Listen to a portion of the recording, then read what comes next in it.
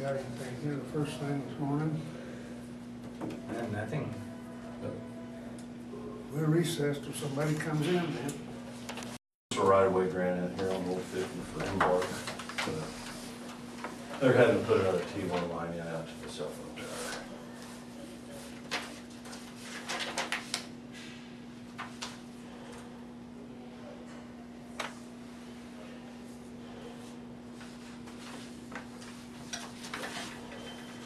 Oh, that stinks.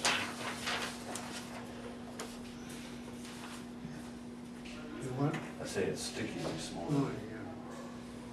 yeah. It's way up there.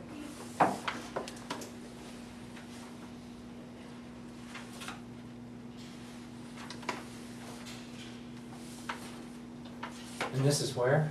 Out here on Old 50, where it runs out to the cell phone tower. They're having to put some more T1 lines in to the cell phone tower. Evidently somebody else is leasing space from Alltel. They just need more phone lines out there. Don't have any problem with it, do you? No. Yeah, I make most we approve this right-of-way grant for Embark Telephone Company. I'll second it. We move and second, we approve this right-of-way agreement with Embark. All in favor, say aye. Aye. Aye.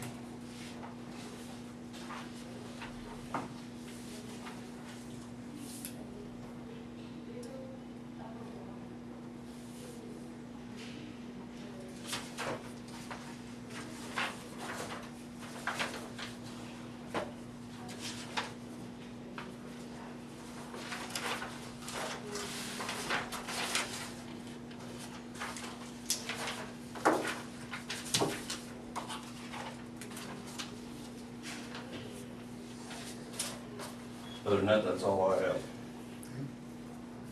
I just wanted to publicly say that I appreciate Phil's help with the guys this morning getting the books loaded out. So they got them all done and they're on their way. So I appreciate Phil's help. That was a big You're welcome. relief for me, so. Is that it? No more books or? No, not for a while anyway. Okay. Hopefully I won't have to take any down. 5 times? Well, we'll find out. You're gonna go across the scale before you get on the highway? Well, the mud flaps are dragging on the truck. That might be a giveaway. Yeah, it could be. Anything else right now? Hmm. We're recessed. I thought I better give credit to my girls in the office too for all their hard work for the last few weeks, because it's really been a lot of hard work, and the help. A couple of the girls are in the office up front while the rest of us were in the back wrapping the books. So I wanted to give them credit too. So You're an experienced rapper then. I am. And that's all I had. So. Okay. I'll give you some credit too then while you're in here, because I called her about 4:30 Friday afternoon and needed 2 checks like in 15 minutes to take to pay for that ambulance we bought. And she hadn't done. Yes. So Thank you. give her some credit too.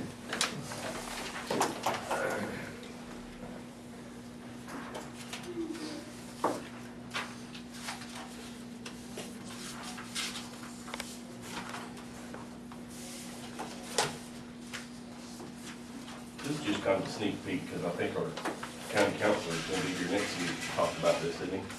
Yeah, I think I've given them a copy of this. Yeah, I've got it. This is the one that, well, Did you make changes Yeah. on it? Oh,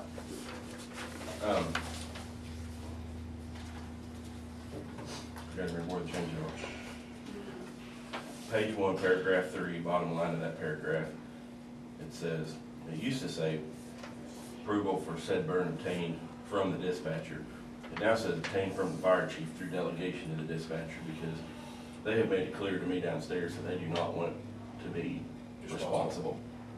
And the way the protocols are set up down there is if they feel like it's clear cut yes or no, then they can make that decision. But anytime they're not comfortable, then they know they have a list of starting with me, Harold, Jeff, of who to contact to get to pass it off. Or if they say no and somebody throws a fit and says, I really need to burn this, where they've got they have a fallback. They said they don't want to be responsible. I don't blame them. I'm being, Then, bottom paragraph, page 1, approval for burden only be forthcoming if wind conditions are currently less than, it used to say 20 miles an hour. We changed that to say 15 miles an hour, and given that there's already a state statute in place that limits the wind to 15 miles an hour. Okay. And we did not want to run afoul or look uninformed of the state law, so we changed it to match that. Third line of that paragraph, it used to say there's no rangeland fire index rated as high or extreme. The problem with that is that rangeland fire index goes low, moderate, high, very high, extreme. And so you see we hit the middle one and the top one, but we didn't hit this one. And it can even be rated high or very high. I think it's rated high today. And today I would have no problem somebody burning something in the field or whatever. So we just changed that to say extreme. That's where we're looking at like red flag conditions and considering burn bans. And, on the bottom line of that, I deleted the insert there that said they had to have a disc field and 1,000 gallons of water. That's already written into our burn ban resolution, where if we have a burn ban in place and somebody has to burn a field, yeah, I expect them to disc around at 100 feet and have 1,000 gallons of water on site. But the way that was written, somebody was going to go burn a stump pile. They're supposed to have 4 people and 1,000 gallons of water, or whatever the tighter restriction for the burn ban was, and I just didn't feel it was necessary. I mean, I want to regulate, but I don't want to encumber people from doing what they need to do. So I took that out. And I don't think anything changed on the back. If it did, it was just semantics. It wasn't anything major.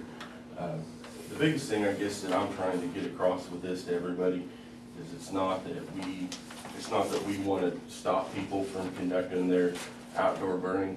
It's that we want to be notified and we want it to be done in a safe manner.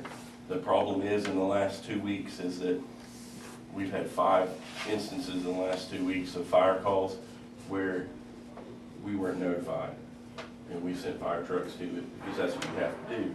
And anytime we do that, there's some inherent risk of injury, not only to the firefighters, but to the general public on the roads, because we have to treat it like an emergency. And so we'd like to eliminate making unnecessary fire calls. That's all we're asking, is to get people to call this in. But we've tried to be nice about it several times and politely suggest and remind people. And I think we need to have something in place for the customers that don't want to follow the rules. So I would say at this point, maybe that's something y'all can just consider until next week, because I think Joe said he's going to be here on the 11th. Did you run your changes by him? He has a copy, but I haven't heard the airday back from him I yet. was gonna get him a copy if you had. I just dropped one off. Okay. But he's got another one too, the one that you hear about the endowment. And that's, I mean, I totally agree. We need something in place on that. So nobody in the future even could come in and say, I want to do this. And I don't have, pardon me if I couldn't find my copy of it this morning, but I can tell you that in just general principle, 2 things that I'm wanting to see with that. I don't want us to spend the principal. I think that that's a large enough amount of money that we can just find something to invest that interest in every year. And as a reflection of this lady's desire to have that benefit the firefighters directly, the one thing that we may or may not have to change the wording in there, I'm not sure, but the common sense thing to me that I'd like to do with that, rather than buy a fire hose or something, is I would like to use that money to, the state, we used to get through Fireman's Relief, we used to get enough money to buy a $50,000 accidental death policy on all the firefighters. Well, because there's so many firefighters who've been killed, now the state gives you enough money to give you enough money to actually, it would work out to like $35,000. But usually most places, the only policy you can get that's in that denomination is $25,000. So they've given what they can, and it falls up to the local fire department to either have private matching funds for that, or have like a bake sale or something to try and raise that money, or pass a hat to the firefighters and say, you gotta pay $40 a year for your life insurance. and I don't wanna do either of the three. What I just soon do is, it works out to about anywhere between $1,200 and $1,800, depending on how our insurance is rated a year. It's not a lot. It's enough that we can use the interest off of this lady's endowment to pay the firefighter's insurance. And it's one perk to me of being a volunteer firefighter. I think that makes more. So that's Just kind to of, spend it, like you say, on, that was the whole idea to have it there. I thought to have it for something Yeah, and special, I'd like not it just to to have be- it for new suits or fire. yeah, and I'd like to be able to, if that lady's family came back and said, what did you wind up doing with this? I want to be able to tell them, I don't want to say, well, this year we bought 2 fire hoses with it. I want to say, that money you gave us pays our firefighters' insurance every year. So that's kind of, and we may have to change the wording in there, I'm not sure. Have you talked to Joe? I haven't got to talk to him about that He's the one yet. that drew this up too, Okay, so he's, I will run it by him, yes, because I think once he knows what our intent is, yeah, he'll be able to craft that Yeah, to I think so. cover us yeah, oh, yeah. where we, I like that idea. Okay. Yeah, I think that's a really good idea. 2 other things real quick, and we'll get out of here. We accepted delivery of that used ambulance yesterday for Maxville. It's gonna be, I mean, it's not brand new, you know, obviously, but it's gonna be a whole step up from what they're working out of right now. They made a run the other day, and halfway through, all the lights in the back of the ambulance went out. So, you know, we're gonna have one that's not been hit by lightning however many times, and, you know, they can rely on it. And then the other good thing is I made a couple phone calls, because the front end of it is, you know, ain't that great. But the back end, the box, patients and compartments and everything, those are, the company that makes those are double welded in all the seams, and it's a 25-year box. And what that does for us, I called them and I said, you know, with this spec package, what would a new ambulance cost? And the salesman guy there from Salina, he told me it cost probably about $134,000. I said, what would it cost if we took this one and remounted it on like an 08 or 09 Ford chassis? It cost us about $60,000. So what we might do is run this for a while and keep the other one serviceable, send this one to Salina and get it remounted. And it'll save us So this about. it's got a better compartment than the others you had. Yeah, the layout and everything is, and the space in the back, the box is actually bigger, and it's constructed way better than the one they have now. The one they have now is the 92, is from a company that has since gone out of business. I'll just leave it at that. And this gives us the option where, because we're looking at having 2 ambulances that are gonna have to be replaced in the very near future.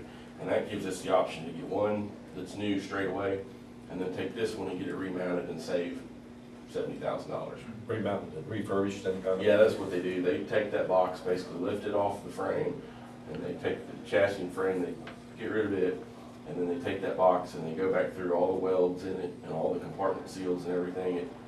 I've worked out of remounted ambulances before, and I couldn't tell. Until that's new. Yeah, I mean, they go through, and that's why it still costs so much. It still costs like 60-something thousand, because there's a lot of labor that goes into doing that right. But gives Still us quite a option. bit less, Still saves some cost than money. a new one.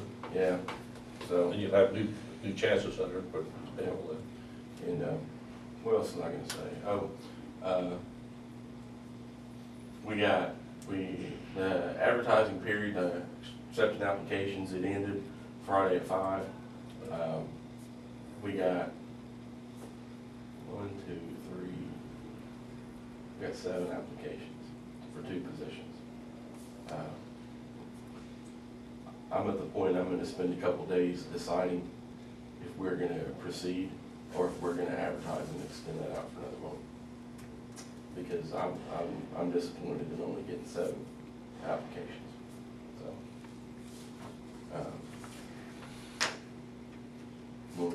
When I decide, I'll let you all know.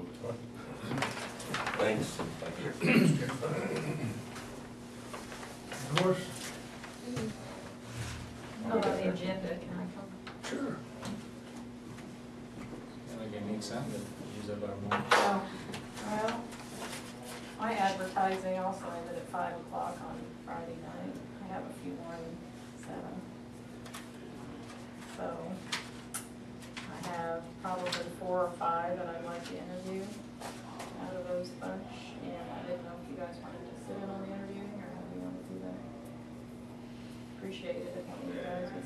When you gotta have to do I'd like to do the interviewing, I'd like to have it done by the 14th. So whoever gets the job can do it for 2 weeks and start October 1st.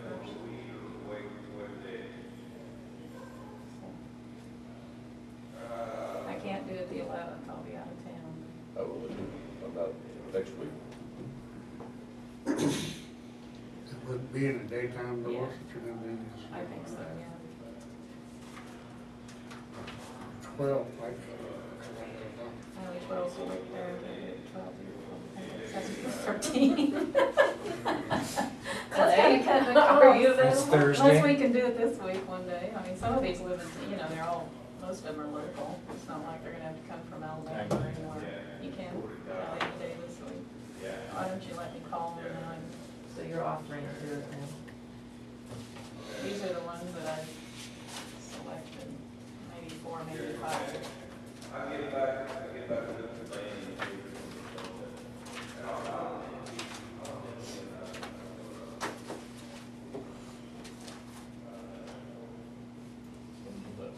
She's with the Stafford. The only thing about her is she changes jobs about once a year. That's not good. Know that name. You Know know that that name? Yeah, me too.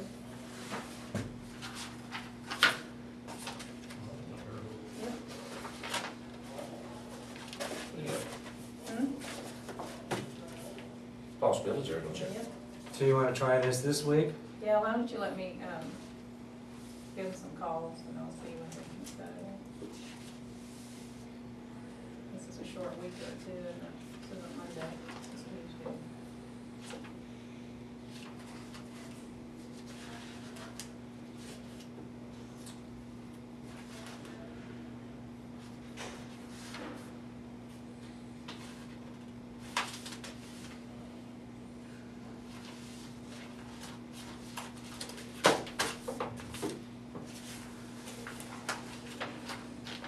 Do we need to save these, or just, No, nothing. You want to done with?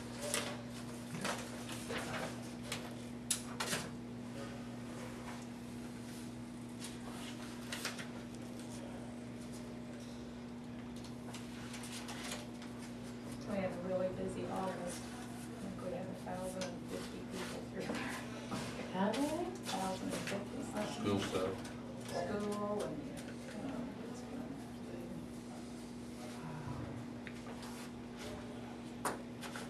That's how many per hour, that's a lot, much. a lot. what were they saying that the immunizations are down? Mhm. Is that nationwide or Well, state? Kansas really stinks. How come? Well, for one thing, you can't get varicella. Oh, we can't get, okay. No, I've been waiting on varicella for a month. I can get private varicella, I just can't get any state. So it's not that the people aren't coming in, it's Oh, I because think of the that's part supply? of it, yeah, part of it. Wasn't it 79%? Yeah, Something like that. but isn't this the mandatory, how do they get into school if they don't, They can sign a waiver? yeah, they have to have a religious or medical exemption. But theoretically, like, if there's an outbreak of chickenpox, those kids that aren't immunized are supposed to stay home. So that would be a long time, Yeah. because chickenpox goes in waves, Yeah. every 10 days, somebody Right. else is breaking out in Right. that classroom. So those kids that aren't immunized should be staying home for a long time. Anyway. Okay, well, I'll give you a buzz when I find out what's going on, okay? You got anything for me? Okay, thanks a lot. Thank you. Recess. Water heater? Second motion. Move and second. Go ahead with this 50-gallon hot water heater from David. All in favor, say aye. Aye. Aye. Is there anything else to come before the commission this morning? If not, I'd entertain a motion to adjourn. Move we adjourn. We are adjourned.